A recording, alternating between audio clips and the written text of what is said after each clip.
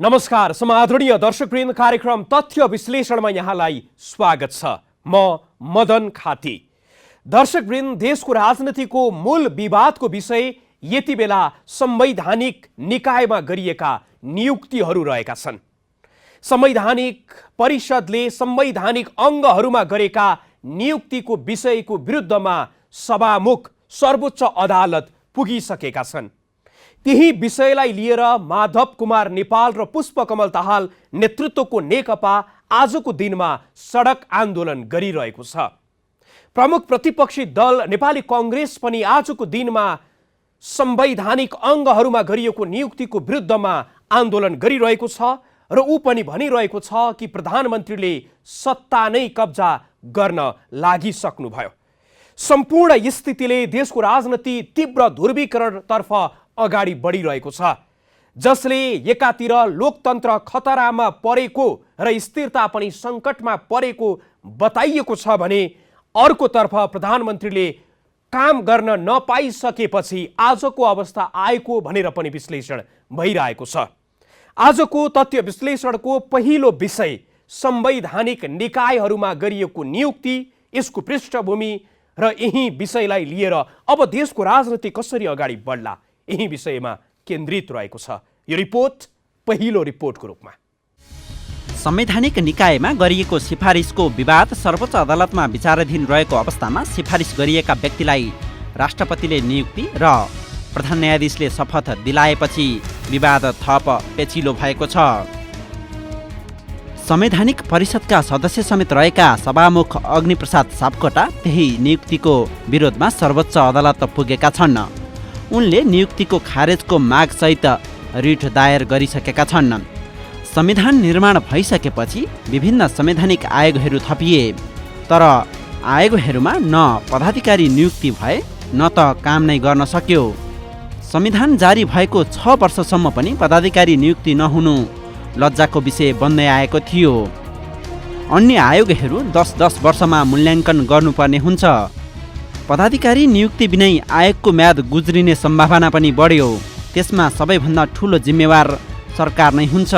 सरकार त्यसमा चुक्दै आयो, जसको लागि प्रतिपक्षी नेपाली कांग्रेस पनि उत्तिकै जिम्मेवार थियो। ऊ पानीमाथिको ओभानो बन्न कदापि सक्दैन। एकातिर प्रधानमन्त्री केपी शर्मा ओलीलाई आयोगमा आफ्नै मान्छे नियुक्त गर्नुपर्ने, अर्कोतिर नेकपाभित्रै ओलीको कदमको विरोध। त्यस्तो अवस्थामा प्रधानमन्त्री ओलीले गत वैशाख 12 गते अध्यादेश मार्फत आयोगमा पदाधिकारी नियुक्तिको प्रयास गरे, तर व्यापक विरोध भएपछि अध्यादेश फिर्ता भयो। यता प्रधानमन्त्री केपी शर्मा ओलीले मङ्सिरमा पुनः संवैधानिक परिषदको कार्य सञ्चालन सम्बन्धी अध्यादेश राष्ट्रपति समक्ष लगे र राष्ट्रपतिबाट पनि विद्युतीय रफ्तारको गतिमा अध्यादेश जारी भयो। अध्यादेश अनुसार नै संवैधानिक निकायमा 45 जना पदाधिकारी सिफारिस गरियो। संवैधानिक प्रावधान अनुसार संवैधानिक आयोगमा सिफारिस भएका व्यक्तिलाई संसदीय समितिबाट 45 दिनभित्र अनुमोदन गराएर राष्ट्रपतिले नियुक्ति दिनुपर्छ। तर प्रधानमन्त्री ओलीले प्रतिनिधि सभा भङ्ग गरेपछि संसदीय समितिको बैठक बस्ने कुरै भएन। 45 दिन मिति गुज्रेपछि पदाधिकारीहरूलाई राष्ट्रपतिले गत 21 गते नियुक्ति दिएकी हुन् र त्यही नियुक्तिको विरुद्ध सभामुख अग्निप्रसाद सापकोटा अदालत पुगेका हुन्। नेपाली जनताको लामो त्याग, विभिन्न कालखण्डमा भएका सङ्घर्ष र बलिदानको प्रतिफल स्वरूप संविधान सभा मार्फत जनताका प्रतिनिधिद्वारा निर्मित संविधानको पालन, संरक्षण र सम्वर्धन गर्ने दायित्व बोकेर राज्य संयन्त्रका नेतृत्वबाटै श्रृङ्खलाबद्ध रूपमा संविधानको उल्लङ्घन भइरहेको सम्बन्धमा मेरो गम्भीर ध्यान आकर्षण भएको छ। संविधानको मर्म, भावना, संवैधानिक परिषद, काम, कर्तव्य, अधिकार र कार्यविधि सम्बन्धी पहिलो संशोधन अध्यादेश जारी गर्ने, सोही अध्यादेश अनुसार अनधिकृत रूपमा बैठक बसी पदाधिकारी सिफारिस गर्ने, प्रतिनिधि सभा विघटन गर्ने, संसदीय सुनाई बेगर संवैधानिक आयोगहरूमा पदाधिकारीको नियुक्ति गर्ने लगायत काम कारबाहीले संविधानमाथि एकपछि अर्को प्रहार भइरहेको छ। यसै सिलसिलामा 2077 वैशाख 8 गते जारी गरिएको संवैधानिक परिषद काम, कर्तव्य, अधिकार र कार्यविधि सम्बन्धी पहिलो संशोधन अध्यादेश 2077 चौतर्फी विरोध भएपछि फिर्ता गरिएको र पहिलेकै पुनरावृत्ति हुने गरी सोही अध्यादेश मङ्सिर 30 गते असंवैधानिक तवरले जारी गरियो। उक्त अध्यादेशमा टेकेर सोही दिन बेलुकी 5 बजे परिषदको बैठक राखी विभिन्न 11वटा संवैधानिक निकायमा नियुक्तिको लागि सिफारिस गरी संविधानको धारा 292 बमोजिम बाध्यात्मक रूपमा संसदीय सुनाई गर्नुपर्ने भएकोले संसद सचिवालयमा पुस 5 गते पत्र प्राप्त भयो। सोही दिन असंवैधानिक तवरबाट संसद विघटन गरिएका कारण संसदीय सुनाई समिति स्वत नरहेको अवस्थामा सुनाई हुन नसक्ने स्थिति पैदा भई प्राप्त सबै सकल कागजात माघ 18 गते संवैधानिक परिषदमै फिर्ता पठाइसकिएको थियो। तर संवैधानिक परिषदले विधिसम्मत ढङ्गले पुनः सिफारिस गरी अनिवार्य रूपमा संसदीय सुनाईका लागि सिफारिस गर्नुपर्ने बाध्यात्मक अवस्था हुँदाहुँदै माघ 21 गते शपथ गराउने कार्य भएकोले राज्य सञ्चालनका विधि, पद्धति र प्रक्रिया मिच्दै संविधानको ठाडो उल्लङ्घन भएको छ। यसले कानुनी शासन र संवैधानिक विकासमा ठुलो अवरोध सिर्जना गरेको छ। उनले प्रधानमन्त्री केपी शर्मा ओली, प्रधान न्यायाधीश चोलेन्द्र शमशेर जबरा, राष्ट्रिय सभाका अध्यक्ष गणेश प्रसाद तिमल सिन्हा, नियुक्त भएका पदाधिकारीहरू र संवैधानिक परिषदका सचिव समेत रहेका मुख्य सचिव शङ्करदास बैरागीलाई विपक्षी बनाएका छन्। सरकारले नियुक्त गर्न ल्याएको संवैधानिक परिषदको अध्यादेश नै गैर संवैधानिक भएको सभामुख सापकोटाको जिकिर छ। राज्यका 3टा अङ्गमध्ये कार्यपालिका, न्यायपालिका र व्यवस्थापिका यी आफैमा सार्वभौम छन् हैन। यो कुनै एक अर्काको मातहतको कुरा होइन। यिनीहरू यो शक्ति पृथकीकरणको सिद्धान्त अनुसार चल्छन्। चेक एन्ड ब्यालेन्स भन्छौँ नि, त्यो अनुसार चल्छ। संवैधानिक परिषदको बैठकको चिठी आउनुभन्दा पहिला नै त्यो बैठक राखिएको थियो। त्यसकारण मैले त्यो बैठकका लागि मैले सम्माननीय प्रधानमन्त्रीज्यूलाई आफैले फोन गरेर के भने त भन्दाखेरि यो संवैधानिक परिषदको चिठी आउनुभन्दा पहिला नै सङ्घीय संसदको व्यवस्थापन समितिको बैठक राखेको थियो। त्यसकारण त्यो चाहिँ धेरै महत्त्वपूर्ण बैठक थियो। त्यसकारण म यो बैठकमा उपस्थित हुन सकिनँ। मैले त्यसको साथसाथै के भने त भन्दाखेरि प्रधानमन्त्रीज्यू व्यस्त हुनुहुन्छ, यो कुरा मलाई धेरै राम्रोसित थाहा छ। तर त्यहाँ भएका सचिवालयका सचिव लगायतका अरूहरूलाई नि थाहा हुनसक्छ। आफ्नो देशको सङ्घीय संसद सेवा दिवस छ भन्ने कुरा थाहा हुनुपर्छ, नम्बर 1। नम्बर 2, परम्परा के रहेछ भने अरू पूर्व सभामुखहरूसित पनि मैले परामर्श गरेँ। के रहेछ भने यो संवैधानिक परिषदको बैठक राख्नुभन्दा पहिला सभामुखलाई के छ उहाँको समय हुनु पनि हो नि त। मैले चाहिँ अर्को कार्यक्रम राखेर हुन सक्छु। के छ भनेर समयको बारेमा छलफल गर्ने कुरा हुँदो रहेछ। त्यस्तो केही पनि भएन। एकैचोटि औपचारिक चिठी आयो।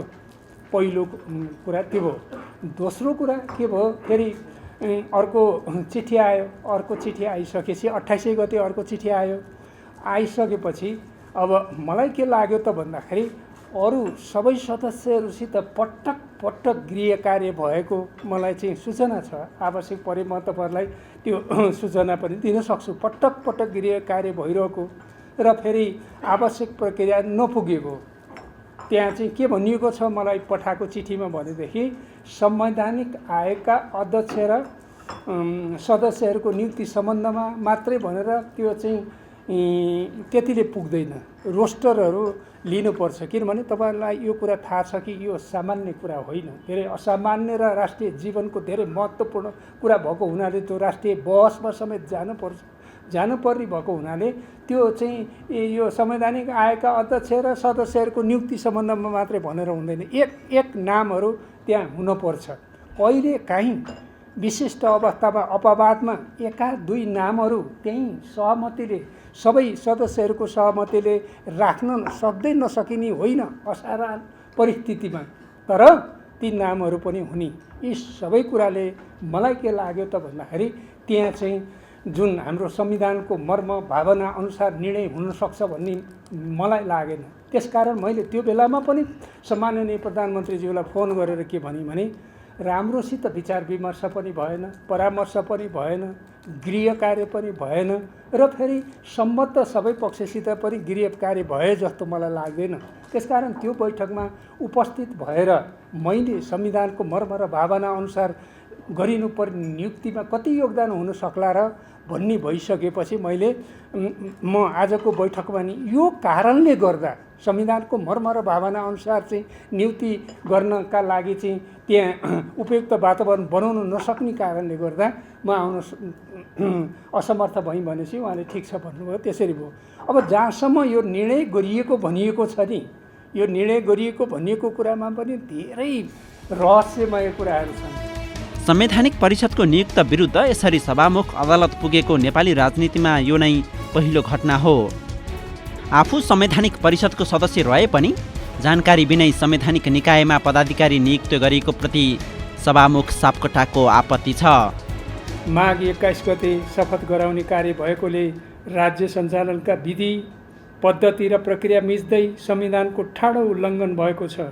यसले कानुनी शासन र संवैधानिक विकासमा ठुलो अवरोध सिर्जना गरेको छ।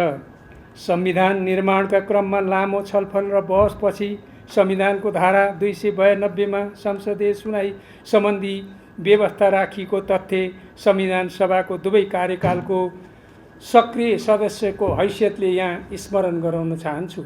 संवैधानिक निकायहरूमा हुने नियुक्तिहरू निष्पक्ष, विवादरहित र जनप्रतिनिधि सत्ताद्वारा अनुमोदित होस् र स्वेच्छाचारी नियुक्तिको अवस्था नआओस् भनी संविधान निर्माण गर्दा संवैधानिक परिषद बन्ने व्यवस्था गरी संवैधानिक परिषदलाई सिफारिस प्राप्त गर्ने अधिकार दिएको हो। परिषदले गरेका सिफारिस अनुसार 15 सदस्यीय संसदीय सुनाई समितिले योग्य र क्षमतावान भए नभएको यकिन गरेर मात्र सिफारिस सदर गरोस् भनेर संसदीय सुनाईको व्यवस्था भएको हो। संसदीय सुनाई बिना वा संसदीय सुनाई छलेर कुनै पनि नियुक्ति हुनै सक्दैन। संविधानले संसदीय सुनाई गर्नुपर्ने भनेपछि नियमावलीले संविधानको धारा 292 विपरीत हुने गरी सुनाई नगरिकनै नियुक्ति गराउनु संविधान विपरीत छ। यसरी श्रृङ्खलाबद्ध रूपमा संविधानको उल्लङ्घन भएपछि म यस संविधानको रक्षार्थ संविधान र कानुनको अन्तिम व्याख्या गर्ने संवैधानिक अधिकार रहेको सर्वोच्च अदालतमा पुगेको छु। यो कदम विशुद्ध संविधानको संरक्षण र सम्वर्धनका लागि हो। मैले संविधानको रक्षाका खातिर नेपालको संविधानको धारा 2 बमोजिम नेपाली जनतामा निहित सार्वभौम सत्ताको प्रतिनिधिमूलक संस्था प्रतिनिधि सभाको नेतृत्व प्रदान गर्ने प्रमुख पदाधिकारीको हैसियतमा जनताको तर्फबाट प्राप्त हुन आएको निहित अधिकारको प्रयोग गरेको हुँ। स्वेच्छाचारी ढङ्गले संविधानवाद र कानुनी शासनमाथि खेलवाड गर्दै संसद छलेर संविधान विपरीतका कार्यहरू थपिँदै जाने अवस्थाले नेपाल आमाका महानतम छोराछोरीहरूको सङ्घर्ष, रगत र पसिनाको बलमा निर्मित यो संविधान मिचेर भयावह अवस्थाको सिर्जना नहोस् भनी आफ्नो तर्फबाट भगीरथ प्रयत्न जारी राखेको छु र राख्नेछु। सभामुख सापकोटाले संसदीय सुनवाई गर्ने संसद नै विघटन गरेर गर्न खोजिएको नियुक्ति संविधान विपरीत हुने जिकिर गर्दै संवैधानिक परिषदले पठाएको पत्र 18 माघमा सकल सहित नै फिर्ता पठाइदिएका थिए। यता नेकपाको आन्दोलनरत पक्षले गत 22 गते देशव्यापी हडताल गरेको थियो। उक्त पक्षले आगामी फागुनबाट संयुक्त आन्दोलन गर्ने तयारी गरेको छ। अब संवैधानिक निकायमा गरिएको नियुक्तिको विषयमा सर्वोच्चले के गर्छ सबैले सूक्ष्म रूपमा हेरिरहेका छन्।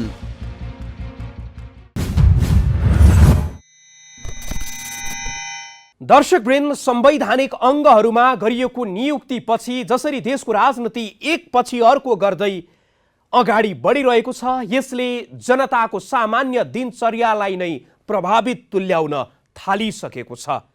यही विषयलाई लिएर राजनीतिक दलहरू आम हडताल घोषणा गर्नुपर्ने स्थितिसम्म पुगिसकेका छन् भने अर्कोतर्फ देशको राजनीति र देशको अन्य गतिविधि पनि राजनीतिकै कारण प्रभावित भइरहेको छ। यही आन्दोलनकै क्रममा अर्थात् संवैधानिक निकायहरूमा नियुक्ति गरिएको विषयलाई लिएर भइरहेको आन्दोलनमै माधव कुमार नेपाल र पुष्पकमल दाहाल प्रचण्ड नेतृत्वको नेकपाले गरिराखेको आम हडतालमै एमसिसी विरुद्धमा पनि नाराबाजी भयो।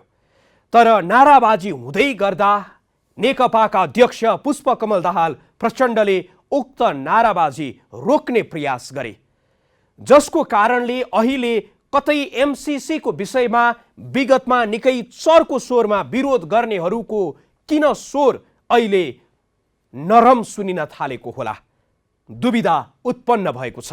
आखिर एमसिसी के हो, यो विषय कसरी आजको दिनसम्ममा पनि बहसको विषय बनिरहेको छ र यो देशको हितमा छ वा छैन, यही विषयलाई विश्लेषणको प्रयास गरेका छौँ यो रिपोर्ट अबको क्रममा। माघ 22 गते नेपाल कम्युनिस्ट पार्टी नेकपा आन्दोलनरत पछि आम हडताल गरिरहेको थियो। आम हडताल सफल बनाउन सडकमा खटिएका कार्यकर्ताको मनोबल वृद्धिको लागि नेकपा आन्दोलनरत पक्षका अध्यक्ष पुष्पकमल दाहाल पनि ललितपुर पुगे। उनी ललितपुर पुगेसँगै नाराबाजीमा सहभागी भए। आजको आम हडताल सफल पारौं, आजको आम हडताल सफल पारौं। नाराबाजी चलिरहेको समयमा एमसिसीको विरोधमा नाराबाजी भयो। तर नेकपा आन्दोलनरत पक्षका अध्यक्ष दाहालले एमसिसीको विपक्षमा नारा लगाएनन्। उल्टो उनले एमसिसी विरुद्ध नाराबाजी नगर्न आग्रह गरे। तर नाराबाजी कायम रहेपछि उनी त्यहाँबाट हिँडे। एमसिसी चाहिँदैन, एमसिसी चाहिँदैन, आम हडताल सफल पारौं। हो, विगतमा नेकपा आन्दोलनरत पक्षकै कारण संसदमा एमसिसीको विषय प्रवेश नै गर्न पाएको थिएन। एमसिसीको कडा आलोचकमा दाहाल निकट मानिने नेताहरू देव गुरुङ, भीम रावल नै छन्। तर दाहाललाई किन एमसिसीको विरुद्धमा नारा लगाउने आँट आएन त? अहिले गम्भीर प्रश्न उब्जिएको छ, जसले गर्दा एमसिसीको सम्बन्धमा दाहालको विगतको अडानमा कतै परिवर्तन आएको त होइन भन्ने विश्लेषण पनि गरिएको छ। हुन त माघ 23 गते पत्रकार सम्मेलन नै गरेर दाहालले त्यस विषयमा स्पष्टीकरण पनि दिइसकेका छन्। तपाईहरुलाई थाहा छ, हाम्रो पार्टीभित्र छलफल चल्यो। पोहोर साल केन्द्रीय समितिको बैठकमा छलफल चल्यो। केन्द्रीय समितिले कार्यदल बनायो। कार्यदलले चाहिँ सुझाव प्रतिवेदन दिएको छ र हामीले पार्टीले अन्तिम निर्णय गरिसकेको स्थिति छैन। पार्टीले यही गर्ने भन्ने त्यो सुझाव प्रतिवेदनमाथि छलफल गरेर अन्तिम निर्णय लिएको स्थिति छैन। फेरि अहिले हामी संवैधानिक परिषदमा भएको ज्यादतीपूर्ण नियुक्ति, म त भन्छु त्यो त गुण्डागर्दी टाइपको छ। पत्रकार साथीहरू, यो सामान्य खालको छैन। अब न सुनवाई छ, सुनवाई समिति छैन, सभामुखले चाहिँ यो सुनवाई समिति पनि नभएको, प्रक्रिया नपुगेको भनेर फिर्ता पठाएको स्थिति छ। यो बेलामा 10 थरीका नारा लगाउनु भन्दा नारा जे आन्दोलनको आजको ठोस कार्यक्रम हो त्यही केन्द्रित गरौँ भने हो। मैले नारा त थुप्रै लाउन सकिन्छ। एकातिर एमसिसी बारे औपचारिक पार्टीले निर्णय गरिसकेका छैन, त्यो अवस्थामा अर्कोतिर आन्दोलन एउटा विषयलाई केन्द्रित गरेर त्यसमा प्रतिवाद गर्नको लागि बोलाइएको छ। 10 वटा 50 वटा नारा लाउन थाल्यो भने झन् त्यसले चाहिँ हाम्रो जो प्रहारको निशाना हो त्यो कमजोर हुन्छ भन्ने अर्थमा मात्रै मैले त्यहाँ बिचमा प्याट एउटा लगाइदिनु भयो। न विषय छ न प्रसङ्ग। अब सङ्घर्ष समितिले बनाएका नारा एकातिर छन्, अब बिचमा प्याट हालिदिएको छ। मलाई के भयो भने छ्याट्ट दिमा यो घुस्यो भने जस्तो पऱ्यो क्या मलाई। हुने नारा लाउनु पर्छ नि, भनेको नारा लाउनु पर्छ। हाम्रै साथी हुने ती त। त्यस्तो ठानेर मैले जतापाति उता नारा नगर्नुहोस् न यसरी भनेर भने मात्रै हो। त्यसको अर्थ म एमसिसीको समर्थनमा गएँ, मैले नीति बदलेँ भन्ने कुरा होइन। हामी पार्टीमा गम्भीर रूपमा नै त्यसको विषयलाई लिइरहेका छौँ, छलफल गरिरहेका छौँ। मैले अस्ति भर्खरै पनि अमेरिकन राजदूतसँग कुरा गर्दा पनि यसलाई परिमार्जन गर्ने सम्भावना छ कि छैन, परिमार्जन गर्न जरुरी छ। हामी हाम्रो राष्ट्रिय हित अनुसार हामी यसलाई रिजेक्ट चाहिँ गरेका छैनौँ, तर यत्तिकै चाहिँमा पनि हामी हुन्छ भन्ने पनि लागेको छैन भनिरहेको छु मैले। त्यसैले यो विषय त्यस्तो होइन, म त्यसलाई क्लियर गर्न चाहन्छु। हो, अध्यक्ष दाहालले प्रतिनिधि सभा विघटन र संवैधानिक आयोगमा भएका नियुक्तिको लागि मात्रै आन्दोलन केन्द्रित गर्नका लागि एमसिसीको विपक्षमा नाराबाजी नगरेको बताएका छन्। तर अमेरिकाको राष्ट्रपतिमा जो बाइडेन आएसँगै नेपालको लागि अमेरिकी राजदूत र्यान्डी बेरीको नेपालमा बढेको सक्रियताको परिणामको रूपमा पनि बुझिएको छ। त्यसो त नेपाल कम्युनिस्ट पार्टी नेकपा आन्दोलनरत पक्षका अध्यक्ष अहिले पनि एमसिसीको परिमार्जन सहित पारित गर्नुपर्ने पक्षमा आफू रहेको बताउँदै आएका नेता हुन्। उनी कहिले 54 अर्ब रुपियाँ खासै ठुलो नभएको र राष्ट्रको हितमा कम्प्रोमाइज गर्न नसकिने बताउँछन् त कहिले एमसिसी विरुद्ध नारा लगाउँदा प्रतिनिधि सभा विघटनको विरुद्ध आन्दोलन कमजोर हुने दलिल दिन्छन्। पछिल्लो पटक माघ 12 गते अमेरिकी राजदूत र्यान्डी बेरीलाई अध्यक्ष दाहालले भेटेपछि एमसिसीबारे दाहाल केही नरम देखिएका हुन् कि भन्ने विश्लेषण पनि भइरहेको छ। राजदूत बेरीले राजनीतिक भेटघाटलाई तीव्र पार्ने क्रममा दाहालसँग पनि भेट गरेका हुन्। भेटपछि राजदूत बेरीले ट्विटमा लेखेका थिए, नयाँ अमेरिकी राष्ट्रपति शासनले प्राथमिकताहरूबारे छलफल गर्ने श्रृङ्खलाबद्ध भेटघाटका क्रममा मैले दाहाललाई भेटेको हुँ। उनी लेख्छन्, मैले लोकतन्त्रलाई सुदृढ पार्ने, जलवायु परिवर्तनको विरुद्ध लड्ने र विश्वभर महिला तथा बालबालिकाको अधिकारको उत्थान गर्ने अमेरिकी प्रतिबद्धता दोहोर्याएको छु। आखिर के हो एमसिसी? एमसिसी अर्थात् मिलेनियम च्यालेन्ज कर्पोरेसन, जसको पक्षमा प्रधानमन्त्री केपी शर्मा ओली र नेपाली काङ्ग्रेस थिए भने नेकपा आन्दोलनरत पक्षका अध्यक्ष पुष्पकमल दाहालसँगै नेताहरू देव गुरुङ, भीम रावल अहिलेकै अवस्थामा पारित हुनु हुँदैन भन्ने लाइनमा छन्। सामान्य भाषामा बुझ्दा एमसिसी एक अमेरिकी संस्था हो जो गरिब राष्ट्रलाई उसको शर्त अनुसार सहयोग गर्ने गर्छ। एमसिसीकै सहयोगमा 400 केबी क्षमताको 312 किलोमिटर लामो विद्युत प्रसारण लाइन निर्माण गरिने र पूर्व पश्चिम राजमार्ग अन्तर्गत चन्द्रौटा भालुवाङ लमही शिवखोला 79 किलोमिटर सडक स्तर उन्नति गर्ने भनिएको छ। एमसिसी अन्तर्गत विद्युत प्रसारण लाइन र सडक स्तर उन्नतिका लागि अमेरिकाको 50 करोड अमेरिकी डलर अनुदान र नेपाल सरकारको 13 करोड अमेरिकी डलर लगानी गर्ने गरी जम्मा 63 करोड अमेरिकी डलर खर्च हुनेछ।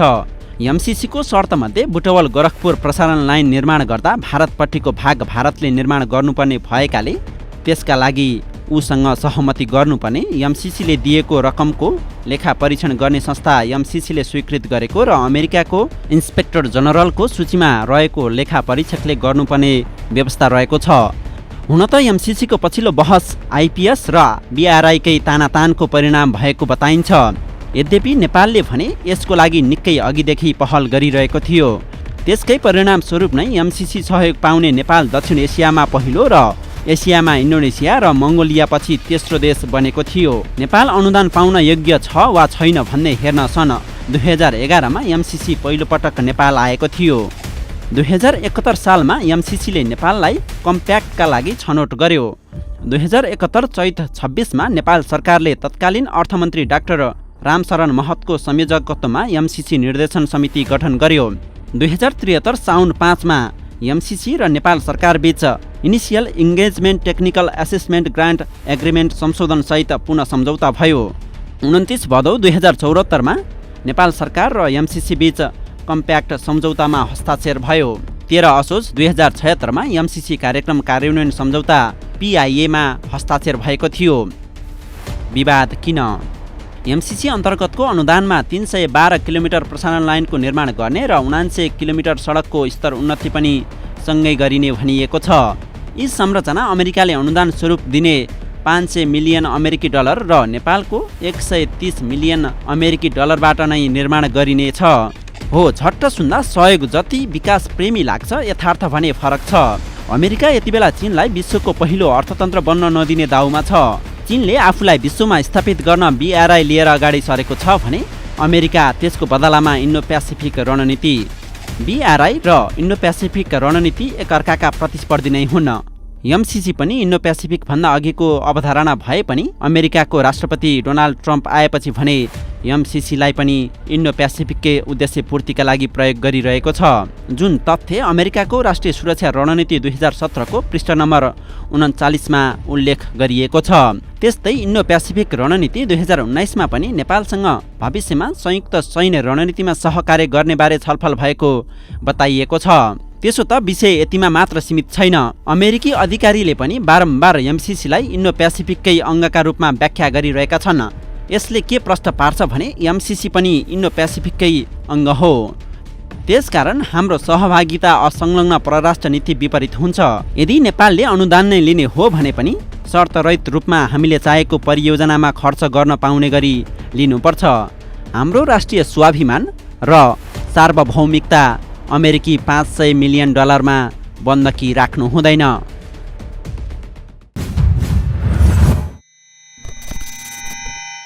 दर्शकवृन्द, एमसीसीको विषयमा चलिराखेको बहस, यसको पृष्ठभूमि र आजको दिनमा यो विषयमा आम नागरिकले राखिराखेको चासोपछि अब आजको अन्तिम विषयतर्फ लागौँ। आजको अन्तिम विषय भूमि सम्बन्धी समस्या समाधान आयोगमा नियुक्त भएका पदाधिकारीको विषयमा केन्द्रित रहेको छ। हुन त पदाधिकारीहरूले शपथ लिइसकेको बताइएको छ र त्यस्तै गरी अब उक्त आयोगले भूमिहीनहरूको पक्षमा कसरी काम अगाडि बढाउला धेरैले चासोका साथ हेरिरहेका छन्। हुन त नेपालमा भूमिहीनहरूको समस्या बक्रेल्ती छ, त्यो समस्यालाई कसरी सम्बोधन गर्ने भन्ने विषय सरकारहरूले बारम्बार विगतमा गरे पनि अहिलेसम्म सार्थक रूपमा सम्बोधन हुन सकिरहेको छैन। अब आयोगले पूर्णता पाएसँगै कसरी अगाडि बढ्ला काम र यसको पृष्ठभूमि र आगामी रणनीति के रहला, यो रिपोर्ट अबको क्रममा।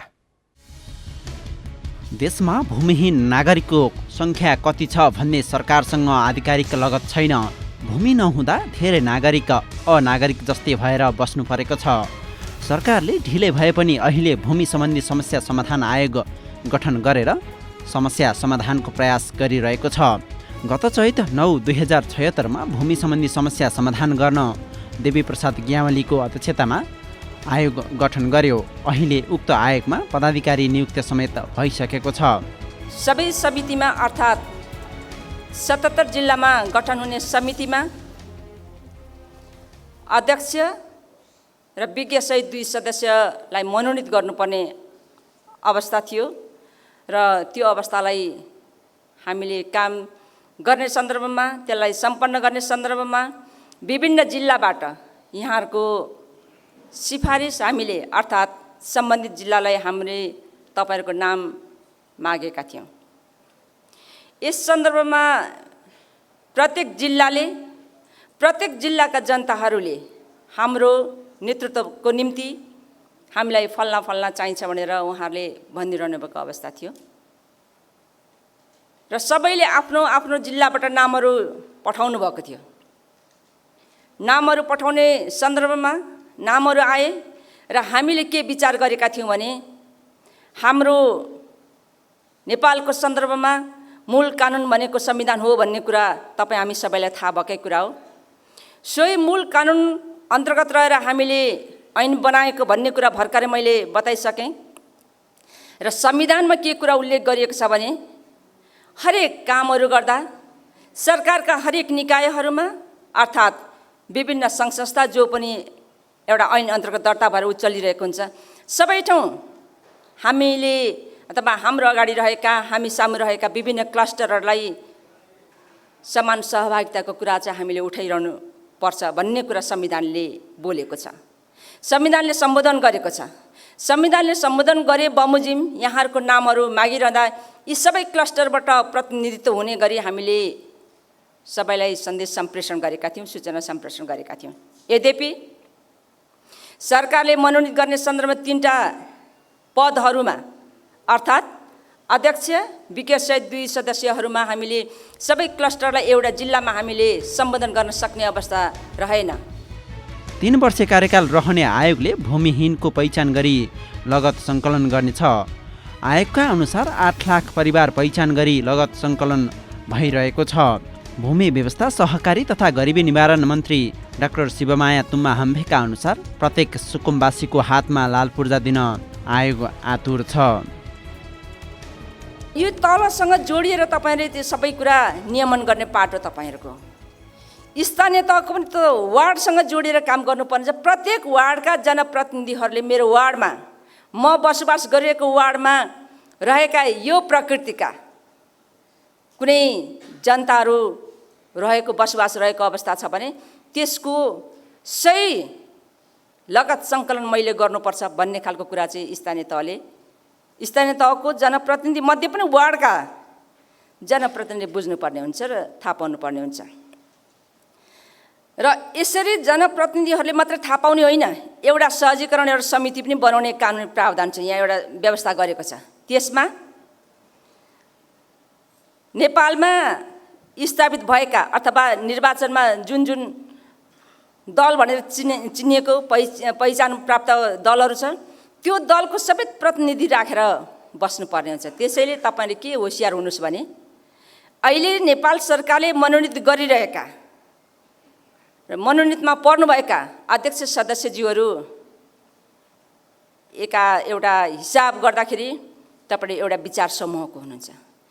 त्यो तल स्थानीय तहमा काम गर्दाखेरि अरू दलको प्रतिनिधि समेत रहेको एउटा समिति बन्छ। त्यति बेला चेक एन्ड ब्यालेन्स त्यहाँ हुन्छ। तपाईँले त्यहाँ कुरा विचार गर्नुपर्ने हुन्छ। र तपाईँले स्थानीय तहका साथीहरूलाई के भन्नु पर्यो भने लगत सङ्कलन गर्दाखेरि गलत विवरण लिएर आउनुहुन्न है, गलत विवरण भर्न लगाउन पनि हुन्न, आफूले भराउन पनि हुन्न। यो कुरो नियमन तपाईँहरूले गर्ने हो। यदि अघि एउटा शब्द प्रयोग गर्नुभएको छ, त्यो शब्द मैले यतिकै जोडेँ, तपाईँले सम्झिनु होला। त्यस्ता प्रवृत्तिका कुनै समूह कुनै व्यक्तिले त्यो लगत सङ्कलन गरिरहँदा विवरण भरिरहँदा र पछि सबै प्रमाणीकरण भइसके पछाडि पूर्जा दिने अवस्थासम्म पुग्ने बिचमा खेल्ने कुनै समूह वा व्यक्ति पहिचान गर्ने जिम्मेवारी पनि तपाईँको काम कर्तव्य अधिकारमा त्यो कुरा नलेखे पनि तपाईँको ड्युटी थियो। यता गलत मानिसको हातमा पूर्जा दिन विभिन्न समूह सक्रिय हुन सक्ने आशंका पनि वृद्धि भइरहेको छ।